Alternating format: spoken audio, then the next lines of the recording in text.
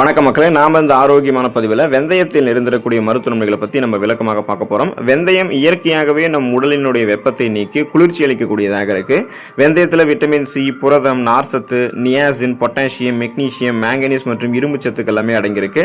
இது மட்டும் இல்லாமல் டயோச்சினின் என்னும் சேர்மமும் வெந்தயத்தில் இருக்குது. இதனால தான் வெந்தயம் நமக்கு நிறைய மருத்துவ நன்மைகளை கொடுக்குது. அந்த நன்மைகளை பற்றி ஒவ்வொன்றா தெளிவாக பார்க்கறதுக்கு முன்னாடி இந்த வீடியோவுக்கு மட்டும் ஒரு லைக் கொடுத்துட்டு இந்த தகவலை உங்களுக்கு தெரிஞ்சவங்களுக்கும் ஷேர் பண்ணிவிடுங்க. ஏன்னா இது அவங்களுக்கும் பயனுள்ளதாக இருக்கக்கூடிய ஒரு ஆரோக்கியமான பதிவு தான். இது போன்ற அப்டேட்ஸ்களை நீங்கள் தொடர்ந்து பார்க்கறதுக்கு நம்மளுடைய ஹெல்த் நியூஸ் தமிழ் சேனலை மறக்காம சப்ஸ்கிரைப் பண்ணி வச்சுக்கோங்க. பக்கத்தில் இருக்கக்கூடிய பெல் பட்டனையும் கிளிக் பண்ணி ஆல் அப்படின்ற ஆப்ஷனையும் செட் பண்ணி வச்சுக்கிட்டீங்க அப்படின்னா நான் போடக்கூடிய எல்லா அப்டேட்ஸும் உங்களுக்கு நோட்டிஃபிகேஷன் அடிக்கடி வந்து சேரும். சரிவாங்க மக்களே, இப்போ வீடியோக்குள்ள போயிடலாம். மாதவிடாய் சார்ந்த பிரச்சனைகள் பெண்கள் விடுபடுவதற்கு வெந்தயத்தை பயன்படுத்தலாம். மாதவிடாய் காலங்களில் சில பெண்கள் அதிக உஷ்ணமாக தங்களை உணரக்கூடும். அப்போது கடுமையான வயிற்று வலியும் கூட அவங்களுக்கு ஏற்படும். அது போன்ற நேரங்களில் வெந்தயத்தை சாப்பிடுவது சற்று உடல் வெப்பத்தை தணிக்கிறதோட வலியையுமே அது அவங்களுக்கு குறைக்கும். மாதவிடாய் சுழற்சி நிற்கக்கூடிய காலகட்டத்தில், அதாவது 40 வயதில் இருக்கக்கூடிய பெண்களுக்கெல்லாம் உடல்நிலை ரொம்ப ரொம்ப மோசமாக இருக்கும். அவர்களுக்குமே அதிக உடல் வெப்பம் இருப்பது போன்ற உணர்வுகள் இருக்கும். அப்போது முளை கட்டிய வெந்தயத்தை சாப்பிடும் போது உடல் சூடு தணிவதோட அந்த பிரச்சனையுமே அவங்களுக்கு தீர்ந்துடும். ஸோ இப்போ இந்த மாதிரி மாதவிடாய் சார்ந்த பிரச்சனை இருக்கக்கூடிய பெண்கள் வறுத்த வெந்தயத்தோட சர்க்கரை அல்லது வெல்லம் சேர்த்து சாப்பிட்டாலுமே நல்ல பலன் கிடைக்கும். உங்களுக்கு அந்த மாதவிடாய் சார்ந்த பிரச்சனைகள் எதுவுமே இருக்காது. நீங்கள் குறைந்த அளவு வெந்தயத்தை எடுத்துக்கொள்ளும் போது நிறைந்த நன்மைகள் கிடைக்கும். அளவுக்கு அதிகமாக எடுத்துக்கொள்ளக்கூடாது. செரிமானம் சார்ந்த பிரச்சனைகள் விடுபடுவதற்கு வெந்தயத்தை எடுத்துக்கொள்ளலாம். ஜீரண கோளாறால் அவதிப்படுபவர்கள் வெந்தயத்தை சாப்பிடலாம். வெறும் வெந்தயத்தையோ அல்லது முளை கட்டிய வெந்தயத்தையோ நீங்க சாப்பிட்டீங்க அப்படின்னா செரிமான பிரச்சனை உங்களுக்கு நீங்குவதோட வாயு தொல்லை இருந்தாலுமே உங்களுக்கு நீங்கிவிடும்.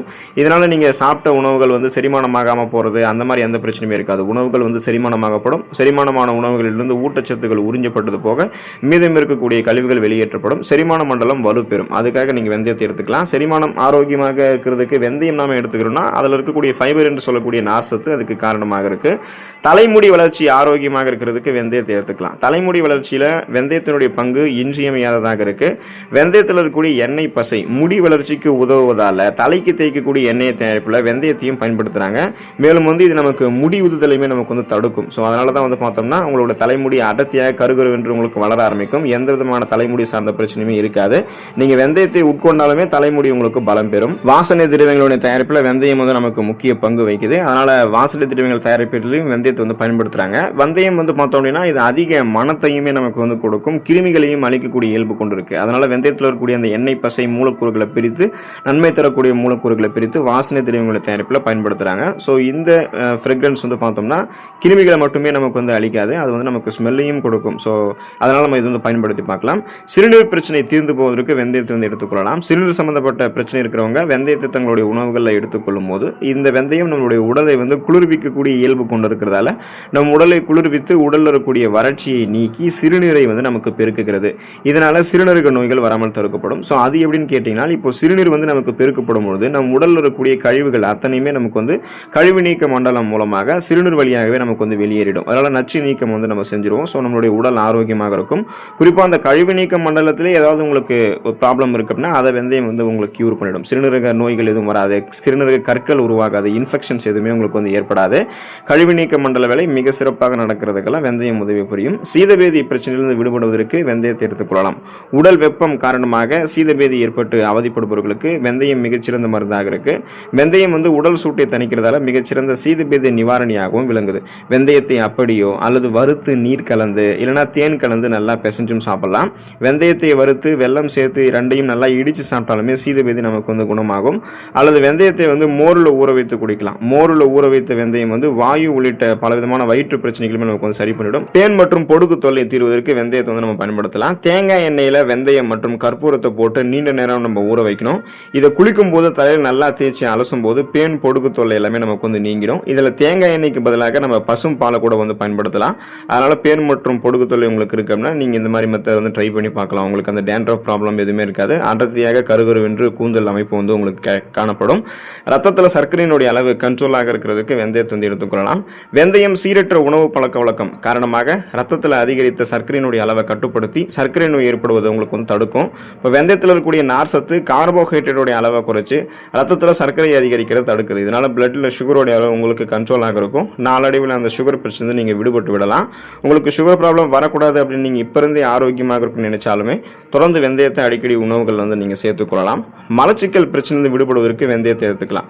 தினசரி வெந்தயம் சாப்பிடும் பண்ணும்போது மலச்சிக்கல் பிரச்சனை நீங்கும். அதாவது நம்ம உணவுகளை வந்து சாப்பிட்றோம், நம்ம வெந்தயத்தை வந்து உணவுகளை சாப்பிட்டு முடிச்சதுக்கப்புறம் எடுத்துக்கிறோம் அப்படின்னாலும், அல்லது உணவுகளோட வெந்தயத்தை சேர்த்து எடுத்துக்கிறோம் அப்படின்னாலும், நம்ம சாப்பிட்ட உணவு நல்லா செரிமானம் ஆகிடும், வயிற்று பகுதி சுத்தமாக இருக்கும். ஸோ அப்போ சாப்பிட்ட உணவுகள் செரிமானம் ஆகிறது போக ஊட்டச்சத்துக்கள் உறிஞ்சப்பட்டதுக்கப்புறம் மீதம் இருக்கக்கூடிய கழிவுகள் வந்து குடல்ல இருந்து வெளியேற்றப்படும். அப்போ குடல்களில் கழிவுகள் வெளியேற்ற போக முடியாமல் ஏற்படக்கூடிய பிரச்சனையான சீரற்ற குடல் இயக்கம், மலச்சிக்கல், இந்த மாதிரி பிரச்சனைகள்லாம் குணப்படுத்தி மீண்டும் வராமல் நம்ம தடுத்துக் கொள்ளலாம்.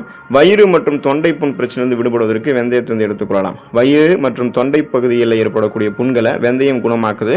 மேலும் இது வந்து நம்மளுடைய உடலை குளிர்ச்சியாக்கக்கூடிய இயல்பு கொண்டிருக்கிறதால உடலில் ஏற்படக்கூடிய கொப்புளங்களை குணப்படுத்துது. இது தவிர இருமல் மற்றும் தொண்டை கரகரப்பு உள்ளிட்ட பிரச்சனைகளுமே நமக்கு வந்து சரி பண்ணிடும். இதனால அந்த அல்சர் பிரச்சனை, தொண்டைகள் ஏற்படக்கூடிய புண்ணு, இது மாதிரி எந்த பிரச்சனையுமே நமக்கு வந்து ஏற்படாது. சருமம் பளபளப்பாக இருக்கிறதுக்கு மற்றும் சருமம் தூய்மை பெறுவதற்கு நம்ம வெந்தயத்தை எடுத்துக்கொள்ள வேண்டியது அவசியம். வெந்தயத்தில் இருக்கக்கூடிய விட்டமின் சி என்று சொல்லக்கூடிய உயிர் சத்து பளபளப்பான சருமத்திற்கு உதவிகரமாக இருக்கும். வெந்தயத்தை அரைத்து முகத்தில் தடவி சிறிது நேரம் கழித்து நம்ம கழுவணும் அப்படின்னா நம் முகத்தில் இருக்கக்கூடிய வறட்சித்தன்மை நீங்கி முகம் நமக்கு பொலிவு பெறும். மேலும் இரவில் தூங்குவதற்கு முன்பு வெந்தய பொடியை முகத்தில் தடவிட்டு அதுக்கப்புறம் கழுவிட்டு தூய்மையான துணியில நம்ம துவைச்சோம் அப்படின்னா முகம் நமக்கு பளிச்சுன்னு இருக்கும். மின்னக்கூடிய பளபளப்பான சரும பளபளப்பு நம்ம பெறலாம். அதுக்கு வெந்தயத்தை வந்து நம்ம அரைத்து முகத்தில் பயன்படுத்தினாலும் அல்லது உணவுகளை சேர்த்துக்கொண்டாலும் சருமம் நமக்கு பளபளப்பாக இருக்கும். கண் கருவளையங்கள் மற்றும் கரும்புள்ளிகள் தீர்ந்து போவதற்கு வெந்தயத்தை வந்து எடுத்துக்கொள்ளலாம். வெந்தயத்தில் வரக்கூடிய விட்டமின்கள் முகத்தில் தோன்றக்கூடிய கரும்புள்ளிகளையும், அந்த பிளாக் பிம்பிள்ஸையும், கண்ணில் ஏற்படக்கூடிய கருவளையத்தையும், பிளாக் சர்க்கிள்ஸையும் நீக்குது. வெந்தயத்தை அரைத்து முகத்தில் தடவிட்டு அது உலர்ந்ததுக்கு அப்புறம் நம்ம கழுவும் போது அது நம்மளுடைய முகத்தில் இருக்கக்கூடிய டெட் செல்ஸ், இறந்த செல்கள், பாக்டீரியா, அழுக்குகள் ஆகியவற்றை வெளியேற்றிடும். இதனால நமக்கு அந்த பிளாக் பிம்பிள்ஸ், பிளாக் சர்க்கிள்ஸ் எதுவுமே இருக்காது. தோல் நோய்கள் தீர்ந்து போவதற்கு வெந்தயத்தை எடுத்துக்கொள்ளலாம். சொறி, சிரங்கு உள்ளிட்ட தோல் நோய்களுக்கு வெந்தயம் மிகச்சிறந்த நிவாரணியாக இருக்கு. வெந்தயத்தை ஊற வைத்து அரைத்து அதை தினசரி தோல் பாதிப்பு இருக்கக்கூடிய இடங்களை தடவி வந்தோம் அப்படின்னா தோல் நோய்கள் முற்றிலுமாக நமக்கு நீங்குவதோட தோலில் ஏற்படக்கூடிய அரிப்புகளும் தடிப்புகளும் கூட நமக்கு மறைஞ்சிரும். ஸோ ஸ்கின் டிசீஸ் வந்து நமக்கு எதுவுமே இருக்காது. முகப்பொரு பிரச்சனை வந்து விடுபடுவதற்கு வெந்தயத்தை எடுத்துக்கொள்ளலாம். உங்களுக்கு அந்த வெந்தயத்தை அரைத்து அதை ஊற வைத்து அதை நீங்கள் வந்து அரைத்து உங்களுக்கு முகப்பொரு எங்கெங்கெல்லாம் இருக்கோ அங்கெல்லாம் நீங்கள் தடவணிங்க தினசரி அப்படின்னா அந்த முகத்தில் தடவிட்டு ஒரு அரை மணி நேரம் அதை நீங்கள் வந்து உலர வச்சுட்டு அரை மணி நேரம் கழித்து சில் வாட்டரில் உங்களுடைய முகத்தை வந்து நீங்கள் கழுவுனீங்க அப்படின்னா முகப்பொரு வந்து உங்களுக்கு நீங்கி போயிடும். ஸோ முகப்பொரு நீங்கி போவதற்கும் வெந்தயத்தை வந்து இந்த மாதிரி பயன்படுத்தி பார்க்கலாம். உடல் எடையை எந்த விதமான பக்க விளைவுகளும் இல்லாமல் ஆரோக்கியமான முறையில் குறைக்கிறதுக்கு வெந்தயத்தை எடுத்துக்கலாம். உடல் எடையை வந்து நீங்கள் குறைக்க வேண்டும் அப்படின்னா வெந்தயத்தை தினசரி தண்ணீரில் ஊற வைத்து 2 டம்ளர்கள் குடிச்சிங்கன்னா கொஞ்சமாக நீங்கள் குடிச்சிங்கனாலே போதும். உங்களுடைய பசியை வந்து வெந்தயம் கண்ட்ரோல் பண்ணி உடல் எடையை குறைய வைக்கும். ஏன்னா இப்போ உடல் எடை குறையுது அப்படின்றதுக்காக நீங்கள் வெந்தயத்தை அளவுக்கு அதிகமாக எடுத்துக்கொள்ளக்கூடாது. அளவாக எடுத்துக்கிட்டாலே பசியை கண்ட்ரோல் பண்ணி உங்களுடைய உடல் எடையை வந்து குறைச்சி கொள்ளலாம். ஸோ தொடர்ந்து வெந்தயத்தை எடுத்துக்கொண்டு நலம் பெறுங்கள். அடுத்த ஆரோக்கியமான பதிவில் மறக்காமல் சந்திப்போம். நன்றி மக்களே.